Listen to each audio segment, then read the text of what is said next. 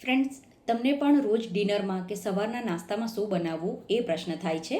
તો આ રેસીપી તમે એકવાર જરૂર ટ્રાય કરજો, તમને ચોક્કસ પસંદ આવશે.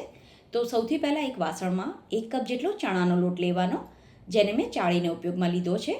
આમાં 2 ચમચી ચોખાનો લોટ ઉમેરવાનો છે. હવે જરૂર પ્રમાણે પાણી ઉમેરીને આમાં ગઠ્ઠા ના પડે એ પ્રમાણે આનું ખીરું બનાવીને તૈયાર કરવાનું છે.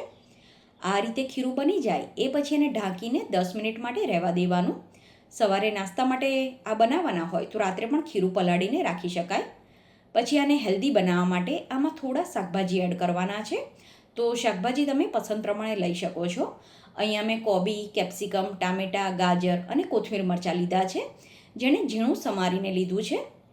10 મિનિટ પછી ખીરામાં આપણે મીઠું ઉમેરી દેવાનું અને આને સરસ રીતે મિક્સ કરી દેવાનું છે. હવે એક નોનસ્ટિકની તવી ગરમ થવા માટે મૂકવાની અને જે ખીરું આપણે તૈયાર કર્યું છે એમાંથી 1 ચમચો ખીરું ઉમેરીને આ રીતે એને પાથરી દેવાનું. ઢાંકીને એને 1 મિનિટ માટે કૂક કરવાનું. આ રીતે એનું ઉપરનું લેયર ડ્રાય થઈ જાય એ પછી આના ઉપર થોડો ટોમેટો કેચઅપ લગાવવાનો.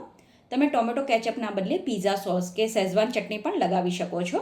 હવે જે શાકભાજી આપણે સમારીને રાખ્યું છે એ આમાં એડ કરવાનું. તો શાકભાજીની ક્વોન્ટિટી તમારી પસંદ પ્રમાણે ઓછી વધતી કરી શકાય અને જે શાકભાજી તમારી પાસે ના હોય એ સ્કીપ કરી શકો છો. બધું શાકભાજી એડ કરી દઈએ પછી એને તવીથાથી થોડું દબાવી દેવાનું. પછી આને વધુ હેલ્ધી બનાવવા માટે મેં થોડું પનીર છીણીને એડ કર્યું છે અને ઉપર થોડો ચાટ મસાલો અને લાલ મરચું સ્પ્રિંકલ કરવાનું. પછી 2 થી 3 ટીપા જેટલું તેલ એડ કરવાનું છે. આમાં તેલ ખૂબ જ ઓછું યુઝ થાય છે. ઢાંકીને આને 10 થી 20 સેકન્ડ માટે કૂક કરીશું. અહીંયા મેં આને હેલ્ધી બનાવવા માટે પનીરનો ઉપયોગ કર્યો છે. તમારે પનીરના બદલે ચીઝનો ઉપયોગ કરવો હોય કે પનીર અને ચીઝ બંને યુઝ કરવું હોય તો પણ કરી શકાય. પહેલાં તવીથાથી આની કિનારી અલગ કરી દેવાની અને પછી આ રીતે એનો રોલ બનાવી દેવાનો છે.